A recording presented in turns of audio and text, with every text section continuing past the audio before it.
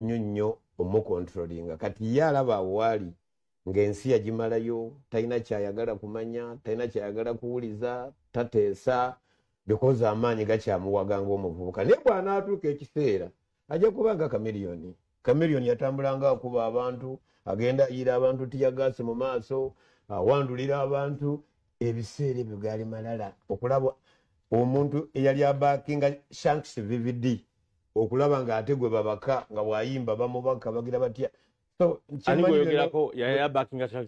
kamiliyoni yali abakinga Shanks VVD kamiliyoni ng'atambulira ku Shanks VVD nga buli ono omulenzi agenda akwata bendera nga kamiliyoni ayimba omulenzi awuba flag kakati ne kamiliyoni bwe yali akola ku Shanks VVD nga nze ndaba n'agamba nga champion gudo bwali kwali eni skini ng'agira bwati kamiliyoni waliwo oluyimba Shanks lwe yayimbanga oluyitanga Misiri ya Sigalo nga kamiliyoni abuukira kuli Misiri ya Sigalo nze nga ndaba n'agange so yasitulako ne ku mizindalo gya Msawuli Maganjo eja Joyo Shanks VVD twali abantu bana Shanks VVD ne girlfriend we Junior Shanks ne girlfriend we kamiliyoni nga wakutaano ndi ne muzeeyi Deu Ssempijja wa Kirasiti tuli kwa Piawaze bwayise tugenda Kigumba Hoyima ne Kiboga Kirasiti abagamba njagala abantu aba musaleeko abagenda n'abasigala Shanks alagira kamiliyoni sigala kamiliyoni anteeke mabega bwati ku kosita kimanyi kwali akyabijjukira ngamba gayi wange ne botampa musa just ngenda kukanga tugenda ffenna nze nteeka kamiliyoni mu kosita tugenda Ekigumba Hoyima newa ne Masindi n'Ekiboga so kakati nze abalenzi abo mbalaba kati alien skin oyinza n'okwekanga nga yalaga nti ne President Museveni amusinga amaanyi ne Bobi Wine amusinga amaanyi ne buli muntu kubanga eryanyi limuwala alaba buli walaga yegwe enduulu zikuba birigwerawa bw'otakyuka nansensi yennyini yokukyusa if you don't change will change you change is a fact of life nekasa nategera nti mu industry nkolagana n'abantu bannamawulire mbeetaaga bapromota mbeetaaga abampa amagezi amatuufu mbeetaaga kubanga bw'oba ozze n'otuulawo katokyali alien skin yadde ne famire yo olwa kati aba afuuse wa ggwanga atulaba tuli weyanjule nze Tone Ssempijja tebifaanana bifuna olawe from Kigangazi National Coordinator wa FUPA Federation of Uganda Events Organizers and Promoters Association omutandisi w'ensonga zonna ez'obwegassi gy'olaba music industry oba bakanyama oba bakadongo kamu oba bapromota oba ba DJ nze pioneer founder okuba wa magezi okubazimba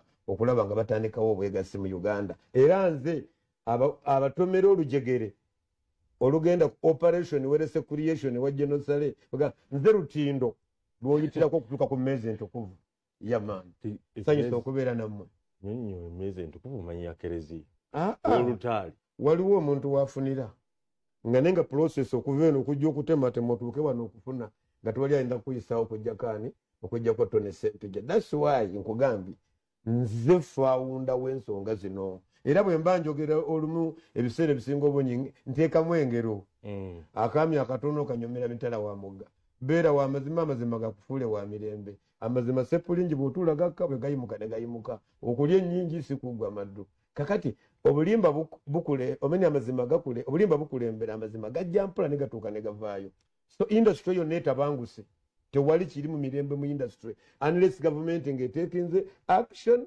nevaayo nga bukyali netereza ebintu bigenda bava mu ngalo kubanga bitabuse bagamba kiri kyennyonnyodde nze nange bwe nkitegeera nti amazima gaba gakyasiba buguwa bwa ngatto ng'obulimba budduse butuuse naye ngatto bwenywera amazima gye gatwala n'engatto eno bwedduka tedduka ate ng'eri eyabadde sinsibe obuguwa ate amazima bagatuula gasaanyaawo obulimba ate ne ganywerawo nnyo naye otegeeza kimba obulimba obituuseeko otya nti industry ebadde ki anti industry ogiraba etabanguse yakwogerera muno bigambo n'olaba federation ya Kenzo nga bagitaddewo ate ne bagamba nti wumba bagigobyewo ate federation eya Benoni Kibuuka gye baali bateekawo edda ne bagamba nti federation ziri bbiri ne bajja ne bagamba wakati federation y'abategesi b'ebivvulu FUPA twagiwandiisa mu mwaka gwa 2014 kifo ky'okukola amendments tuleete FUPA ate bate balesika kitongole kirala noleba simaine bakiyita nga tegeti olaba bagenda kulimba Jerusalem kubuzaabuza tukoze tuti tuli omuntu omuntu tereko sente nga ebyali bya covid ate gibesaagala kugendamu kati industry okoterera ani promoter obera di promoter wali okoze yebivulu bimeka abayimbi bameka bakumanyi ani akuli commending okujja nga sibyo byo olaba n'omuvuzi wa boda boda ugiteka ku stage agamba musasule bwezitiza stage nekino engaluka gaje yagamba nti okuyimba kwaffe tekulimu interview yennaku eri mu ndongo kali byasanga ajja mu ndongo ate bwatuukamu n'afuna kulinnya abala n'abalaba nga abatategeera you understand so we need to harmonize twetaaga okukwasaganya ensonga zino ani awamu ne respect ani jeno ku jeno ani sergeant ani yatandika edda ani gwe tuweki ya bintu byonna bino kubeera mu hierarchy kati naye wekiba bwekityo sigwogenda okwetwala ebitiibwa byonna byonna kuba gwe wagambye gwa coordinating ensonga n'oziggusa ku mmeeza anti headmaster thiyagaba obuugi ate essomero litambula nyinza okujja wano Seeguya kati okiraba gwe president wa Olugambo naye omuntu yakuleetera idea nagani yomanyi Seeguya osobola okubeera president n'okuŋŋaanya Olugambo n'okulaba Olugambo association era n'olondebwa omusajja oyinza okuba nga tokyamujjukira naye nga yakuwaka idea katono nnyo n'agamba kola booti mujjukira oli yambatiza n'ababatiza nekikolebwa mu butongole abamawulire bonna ne banzikizamu Isa Musoke okitegedde bulungi kati kyenkulaga kati Isa Musoke gwa idea oli ogiyina ng'omaze ebbanga mu Lugambo naye yaleeta kagamba president wa Olugambo ndeke kuwatayo bwe kyaggwa abamawulire ne batuula ne baga tumulondo official era ne banonda unopposed ati kati nga nze founder w'Olugambo mukulu sebo kiki ekikufuula ow'enjawulo bantu bano tebabulirako bikwatako byafaayo byo omusajja amanyi ebingi bwe biti tutandikire ekigangayizi n'osoma n'otuuka ali tulyoke tudde mu nsonga zaffe ziri ng'abantu bategedde ayogera yaani ebyokusoma kwange tobirwako nnyo kubanga oyinza okunoonya mu bitabo byonna ebiri mu ggwanga we nasomera n'obulwayo erinnya lyange nti Tone Ssempijja yakuba mu bitabo ebisale ng'akuba boyi ne gaalo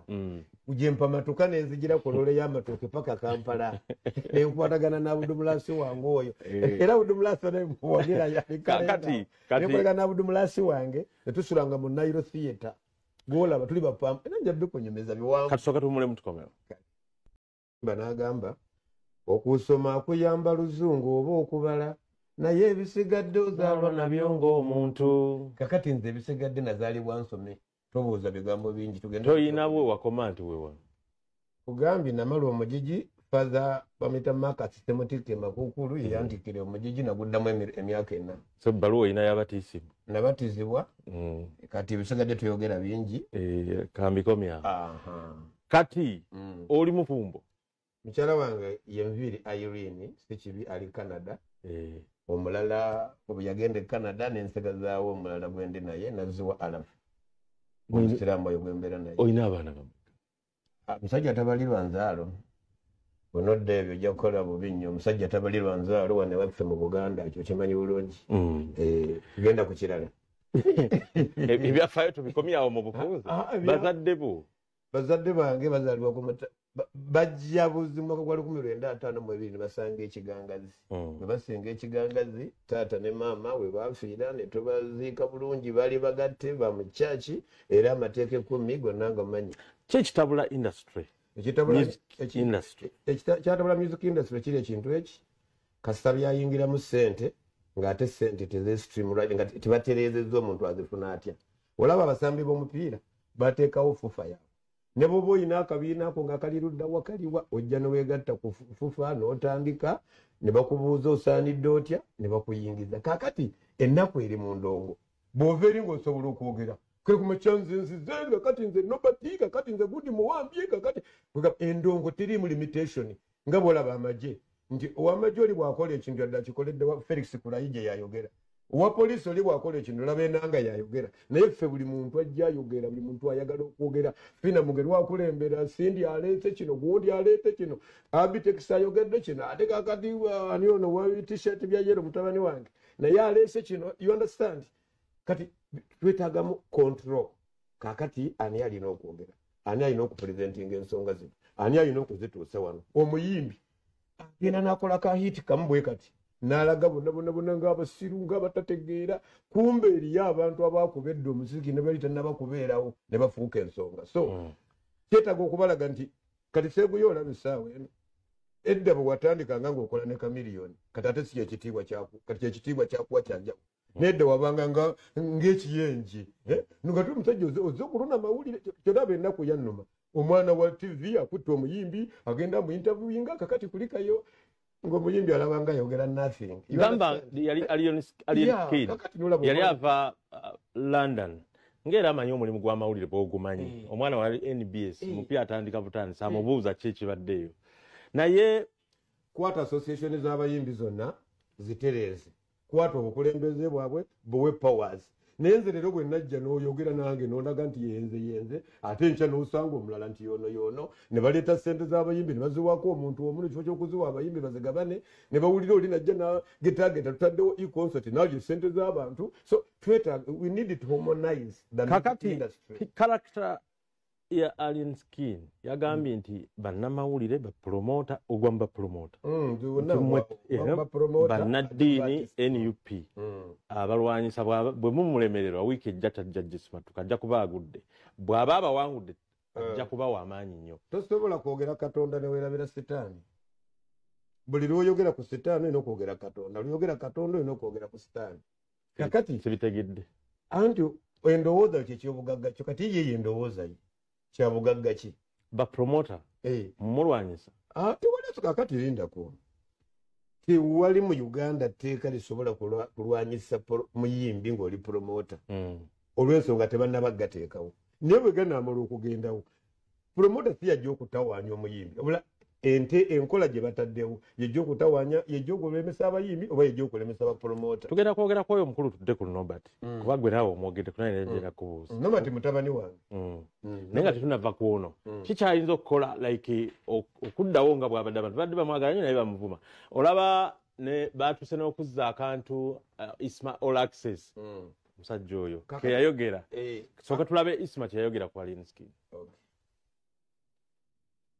ayimba biki ebyo ebiyimboloza biraga watatuuka mu Desemba Alien Skin yonna gy'oli njagala okukulabula toweetwala nti oli wanjawulo fe ate wano tuludde onyo olina ffala nnyo ne mu kibuga ate tolina siteboni taddugala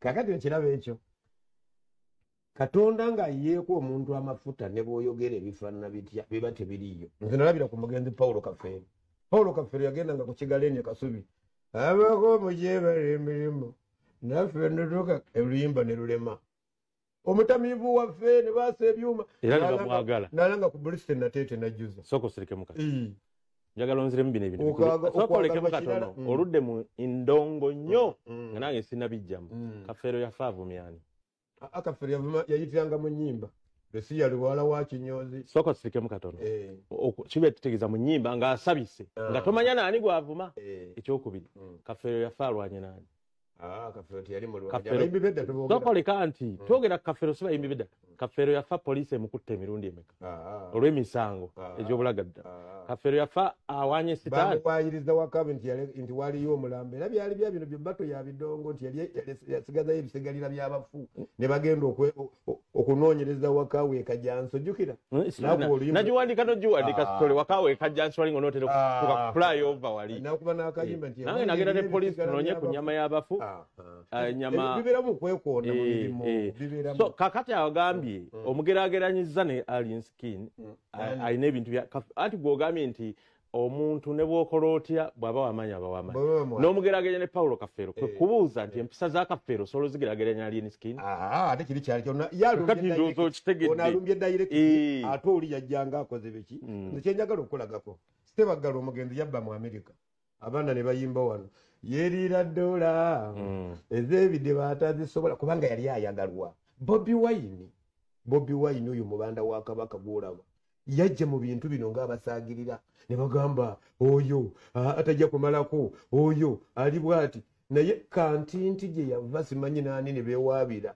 yajja buza omulundi gumu n'awaguza baba ng'ali ku ntebe ogenda okuyingira mu parliament yagenda ali oluvimbo nga bonna parliament n'agikyankalanya because kwagalwa kati ono omwana abadde ajjiddemu ekifaananyi kya Bobi Wine nga ne bw'aba atambula ng'ali oluvimba buno freestyle wagenda akola buno bw'okuvimba ng'olaba nga Bobi Wine naye ke yagezezzaako ng'abantu batandise omulaba mu sympathy ya Bobi Wine batandise omulaba nga youth agenda okujja aveeyo nga Bobi Wine asapootinge Bobi Wine ayogere ebigambo bya Bobi Wine ke yejje ku Bobi Wine yejje kukiremerako nnyo naye politics awambye music industry nnyo era tebula waliwo abayimbi kati bano BNRM kati bano banuupu kati kazibwe kapota ajja kugenda eri ajja kugenda Bobi Wine kati divide ekisawo kyonna kyeyawuddemu ng'ate omuyimbi alina okusanyusa owa people power omusiraamu wa NRM owa FDC omukatuliki omuyimbi akwata kuli bantu ku mutwe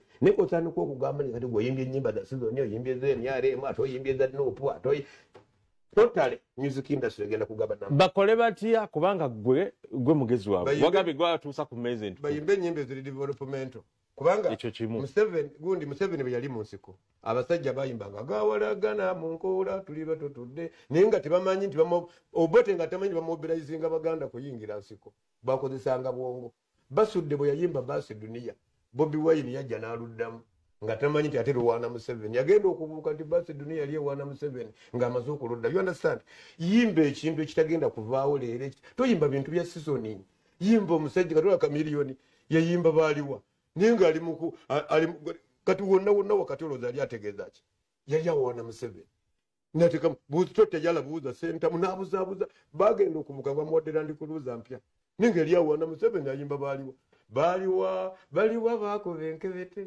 omuki yali ategeeza baliwa balya ku bicepere baliwa bahasula ng'agamba Bobi nti owayo sajja abakuwaanawaana baaliwa ate ng'agamba Museveni nti owayo omuyimbi ebyonganze sibiwulirangako obadde kinaawe totya yalabuuza sentamu ndunoonye baliwa bakuba enkebete kati kyekiringa Baasi Duniya kyekiringa byetwala batwali babitegeera omuyimbi ekikufuula omuyimbi yimba ebintu ebigenda maaso naye abayimbi baleero baagala ssente abayimbi byaleero tebakyakwata bitabo kuwandiika omuyimbi waleero manyi kyakola agiyita freestyle ne bateekayo tuni nanowulira nga byayimbye ffe abamanyi music ng'ali mu kugetageta naye abedda bakwatanga pe n'awandiika ku mulamwa n'amanya kyazaako anti nakyazi kituufu naye omuntu bw'omuwandiikira oluyimba olulimu message information biki omuntu taluwuliriza bw'akuba freestyle ne bikulukutaawo ne binyuma ng'omuntu akola launching afuna sente ampozi katusooke tuwumulemu tukomemu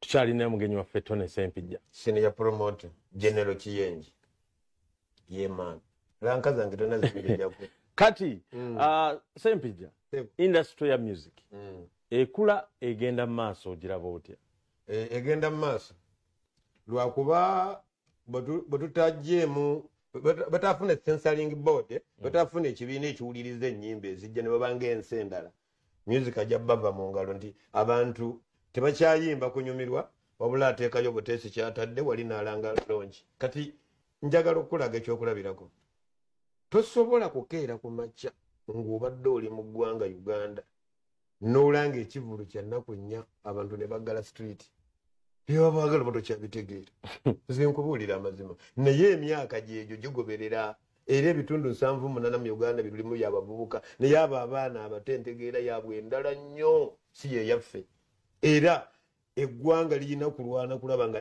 mu ntegeera yaabwe gye babakwatira ne bagenda ne babateereza paka ne batuusa ku mulamu naye gyebiri abaana bagenda kwefumita ebiso walaba wano rabadda banaani oyo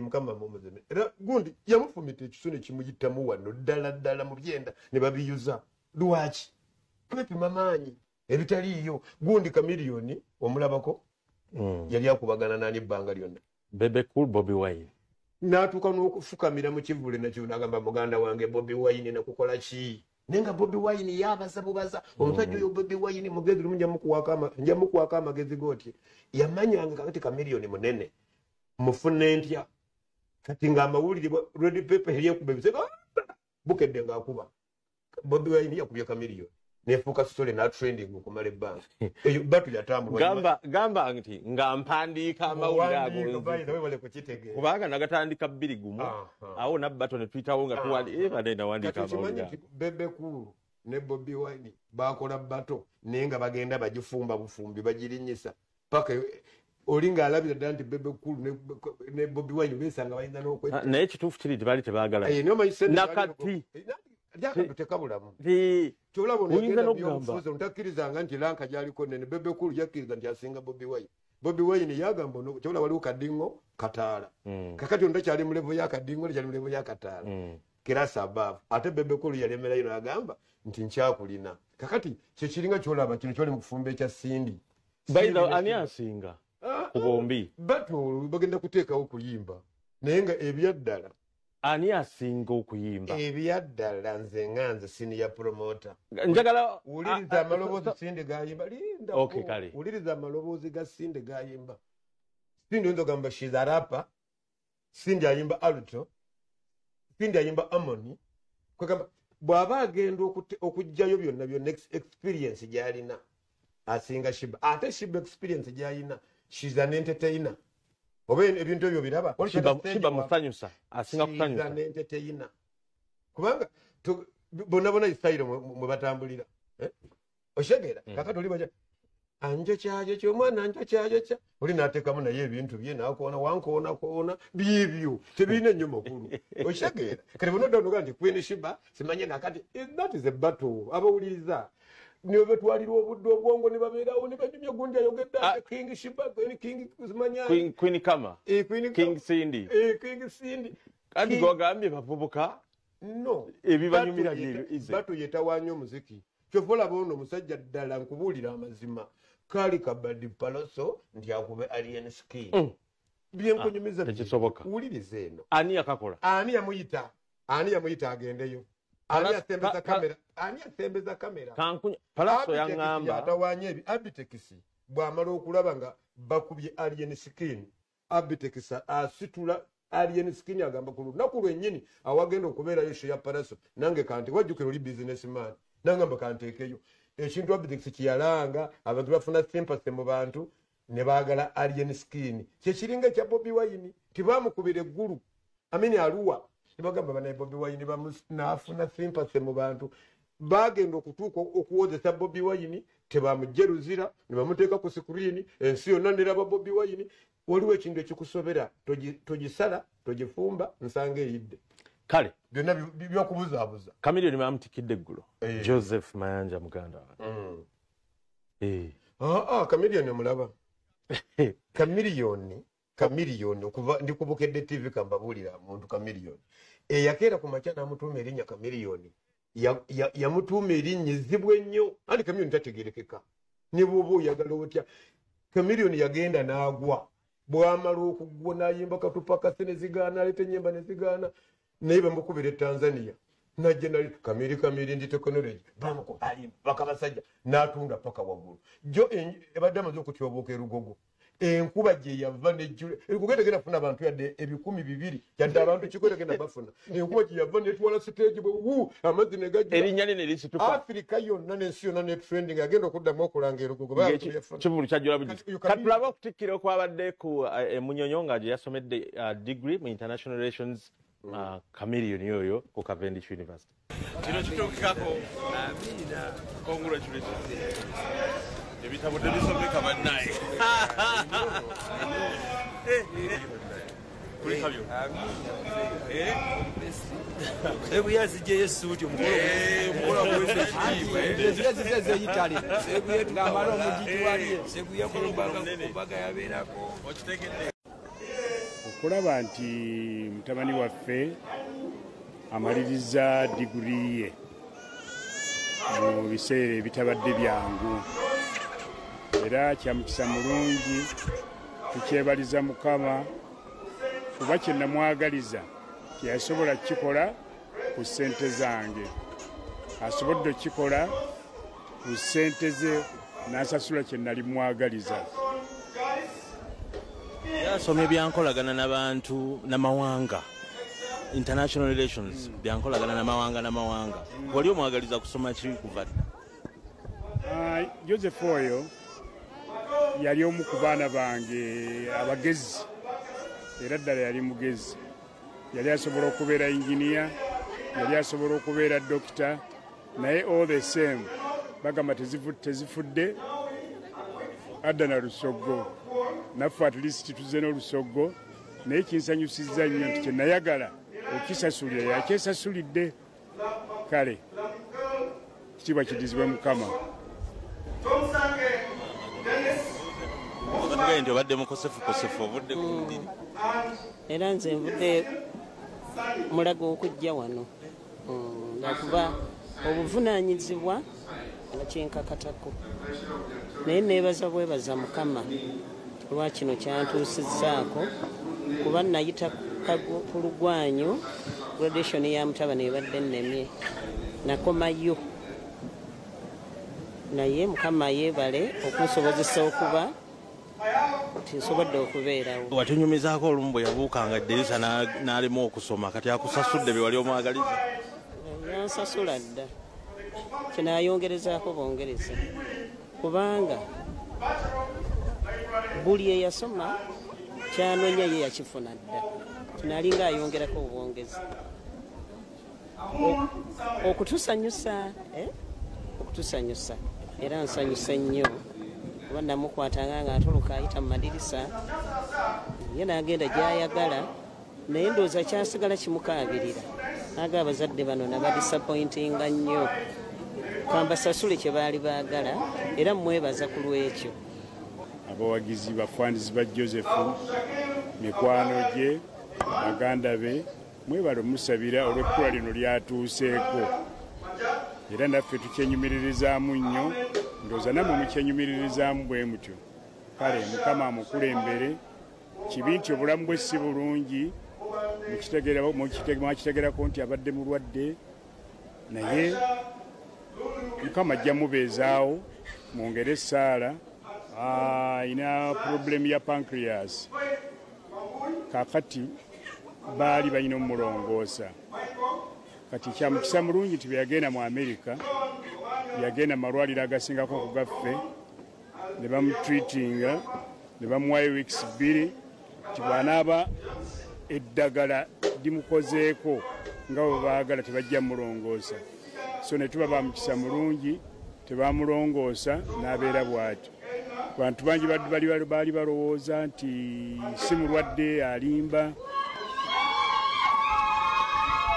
naye ebiseera byonna mubadde mulaba emyezi ndowooza nga 6 oba 8 emabega eyo ng'ali mu kiseera abeera ku kanola naye kati kyamukisa mulungi Mukama yamuddiddemu n'atereera. Liverpool Chelsea nendera ku minzaani nga kitaawe bw'agambye ne bamuwa eddagala ne bagamba nti bwe baali kutereeza tebajja kulongoosa bwe linaabanga liganye nga bakulongoosa nenjukira abantu be bagamba nti si mulwadde si bula bakulaba.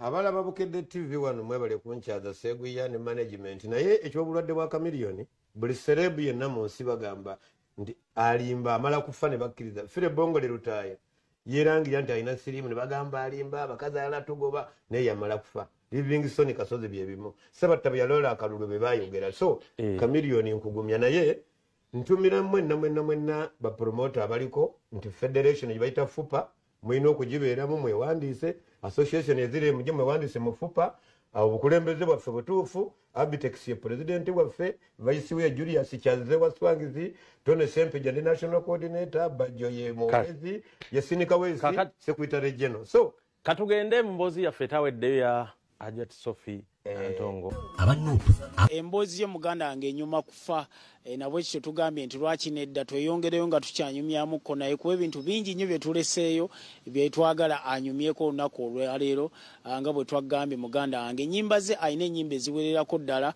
naye nga kyolina omumanya Hajati we twogerera olunaku olwaleero waliwo njiyita embiranye wakati w'abayimbi ababiri Asindi ne Shiba ng'omuntu omu ku baludde mu ndongo eno era ndowooza opinion yo ematalinga nnyo mu mbeera eno olwalooza erina kyegatta ku ndongo oba erina kyetuulako ku ndongo? Erina kyegatta ku bo nga bo abagiyise batto financially kikola but it is not a battle. It is not a battle. Tosobola kugatta amanyi n'atamanyi n'ogamba battle. Battle ebeera w'abamanyi ne bagamba eyo battle kyaluzungu mu Luganda kyeki kukontana Okitegere. Tosobola kugamba nti omutontomi ajja batolingene akontane ne tukozese Luganda. Omutontomi ajje akontane n'omukubi w'engoma. Okitegera.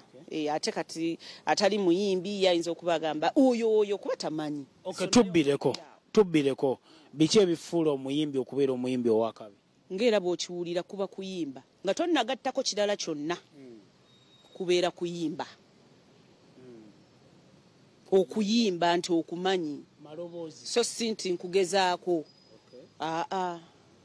So sinting, yes, we are talking about vocals, not message, not nyambala, not dance. We are talking about okuyimba, vocals. Music, okuyimba. Kuba music, fe tuyina ebitufuga, tuyina solfas, do re mi fa sol la ti do. Okitegeera? Yategeera ekyo ye muyimbi. Eseza wenkubuuza njawulo ki eriwo ku bayimbi ba kaakati n'abedda? Onziramu ki? Enjawulo nnyingi nnyo, ebintu bingi, could be quite a big topic. Ekisooka, fedda wabeeranga nno oli muyimbi okukkiriza okuteeka ku mpewo okwo. Gwe mbuulira ye ataali muyimbi eyajja ku mpewo. Wabeeranga muyimbi okuteeka ku mpewo, kati si bwe kiri. Kati essaawa eno naye nga ne kakati abayimbi mwebali. Sigamba nti generation eno temuli bayimba, no. Mwebali abayimba naye ate n'abatamanyi kyangu okujja ku mpewo. Oba mukikoze mutase mwanga. So ngera bwe tugambye generation. Kati gwe biki by'otuulaawo ku TV yo n'olumwa n'ogamba abaana bano boonoonye endongo ngo besides that kyoyogedde?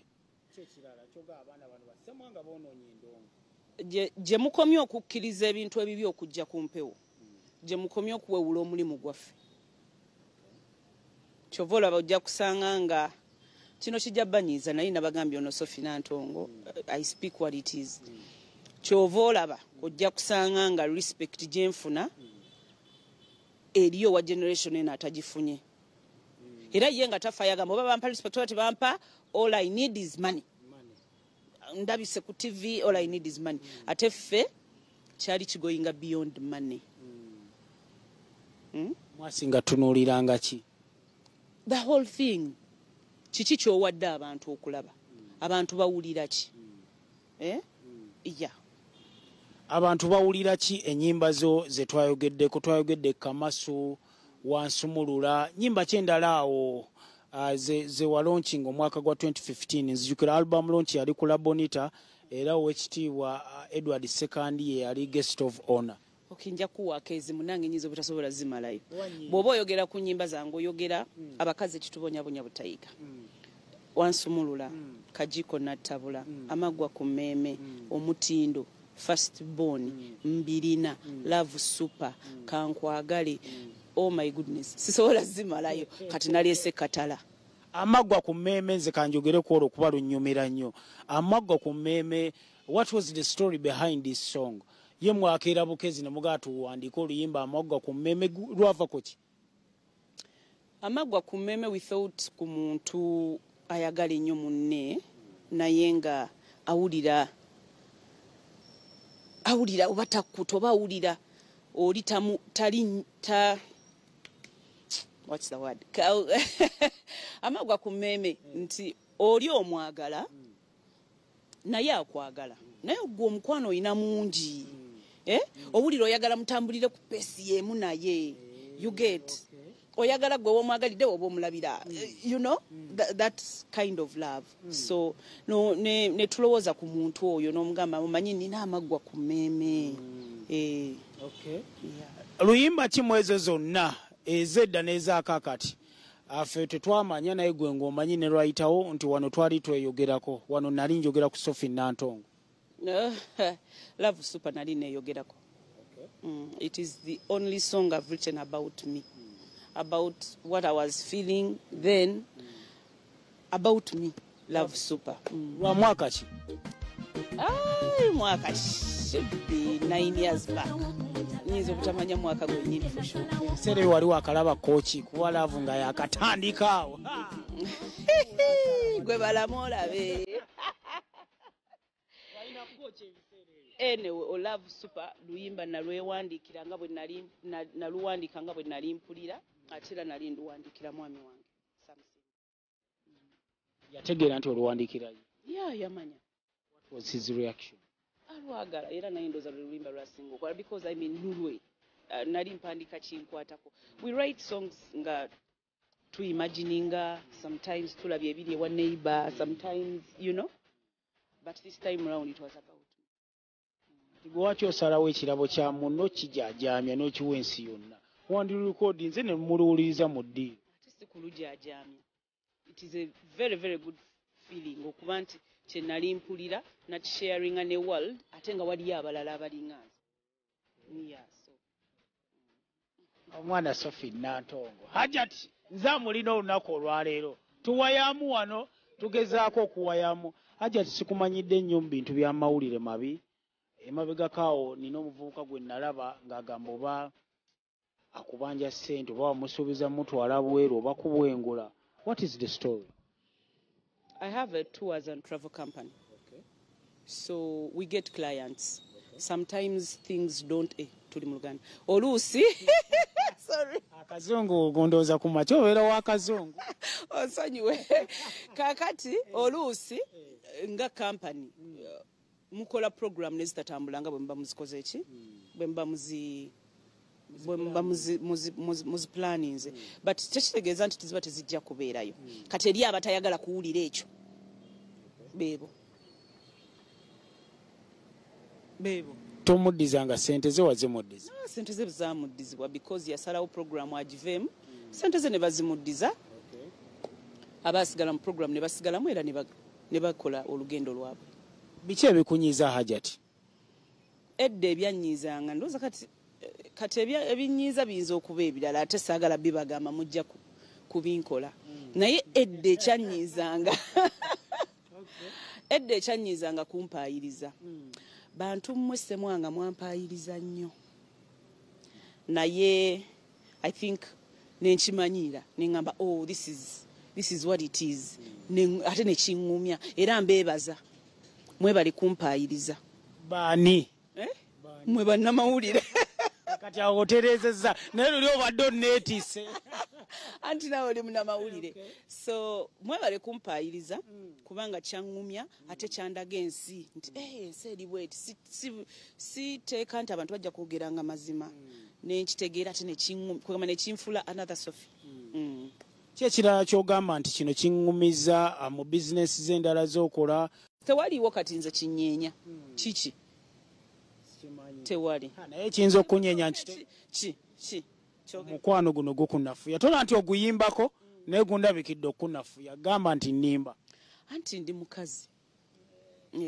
Mukwano gulina okunafuya naye tegunzigyako. Okujjako singa oli ayingira mu bufumbo obwo n'aleetawo embeera ne yeesiba ku kooki okola oti? Ng'oli yeesiba ku kooki. Ate nze oli muyinako buzibu ki? Nze njagala kooki. Oli naye yamanya ebyo. Ng'akuba nnyo essimu. Kooki tali ku training ground akuba essimu. Oli nga yakuba essimu. Naye nga nze kooki nze muyina wano. Akube. Ate nze gwe njagala ali wano kati oli mwagaza ki? Kati wavaawo in case tobuliramu muliro ogamba ayinza oyitirayo wooli. Ate kati awo nabuukawo naawe. We trust each other. Nange nvaawo kati ndi naye.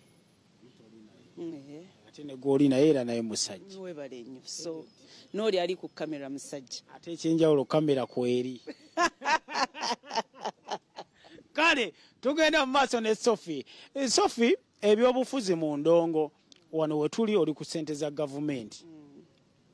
Yes, ndi ku ssente za gavumenti era nze njebaza from day one kubanga ffe ekirooto kyaffe kye twali tulina kuyamba baana bano. Nze music mumazeemu, I'm coming to 20 years or I'm already in 20 years. Nga ndi mu music. Naye waliyo omwana eyeegomba okuyingira industry eno naye nga talina waatandikira. We want to be a stepping stone. Tetutunuulira bana abanene, if they come, well and good. Naye ffe stepping stone yaffe yoona omwana ayagala okuteeka ekigere kye ekisooka. This is what we do here. Wali abamanyi okuwandiika nga tamanyi na nnyimba ze wajja ayina dduwaani. This is what we do. Ojja wano we perfect mu kuwandiika, oluusi ne tunoonya n'abazigula. Wali ayagala okuyimba tamanyi waatandikira omutwalo ogwo ng'osasula. Nga ffe tukufunira producer okusinziira ekika kya music gw'oyimba. Waliyo abakubi b'ebivuga. Byonna tubirina wano. We do vocal training wano. It's a school. Okitegera tutunulira mwana ono omuto atandika.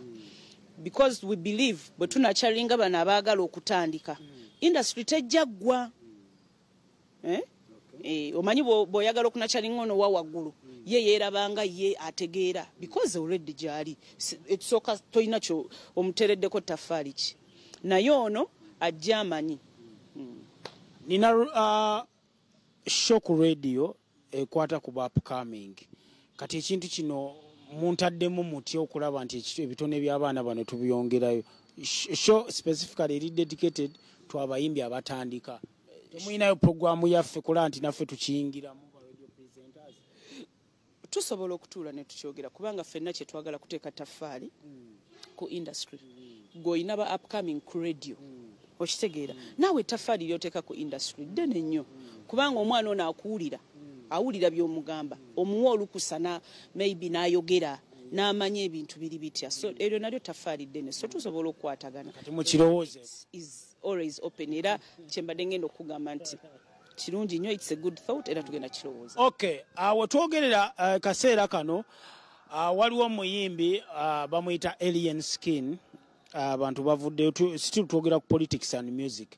Abantu bavuddeyo ku social media ne bagezaako okugamba nti ayina bbeera mu side eno ate si gy'alimu. Ebintu bino looze endongo bigiyamba oba byongera ginnyika wansi. Era omuyimbi ali supposed okubeera n'ekibiina kyawagira eky'obyobufuzi. Ekisooka omuyimbi okuyimba mulimu newankubadde kitone naye mulimu.